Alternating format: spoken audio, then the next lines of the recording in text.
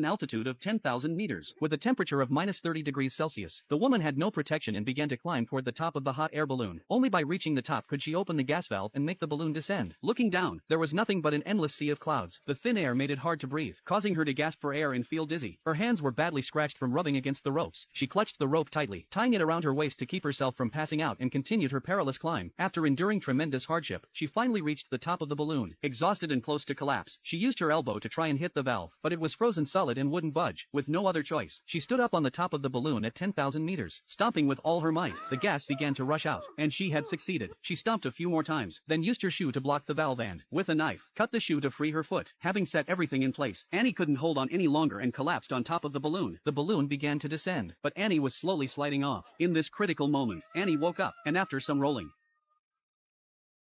she found herself hanging upside down at 10,000 meters. The rope she had tied around herself saved her life, but when she opened her eyes, she was immediately terrified. She screamed for Jack to help, but there was no sound from the basket. At that moment, Jack's fate was uncertain, and she had to rely on herself. She began swinging, pulling her legs in and out, gradually increasing the swing until, finally, she grabbed hold of the basket and climbed back in. Without pausing to rest, she quickly crawled over to check on Jack. She called out for a long time before finally waking him up. When Jack regained consciousness, he realized they were still descending. Then he saw Annie's bloodied hands and understood all the effort she had put in to save them. He thanked her and praised her bravery, while Annie simply smiled softly. Soon, it started to snow. Gazing at the vast, white sky, Jack felt a happiness he had never experienced before. He said, "The world is so beautiful." This was the realization of 1862. Back then, every journey could mean death, yet people still ventured forward, undeterred in their quest to explore.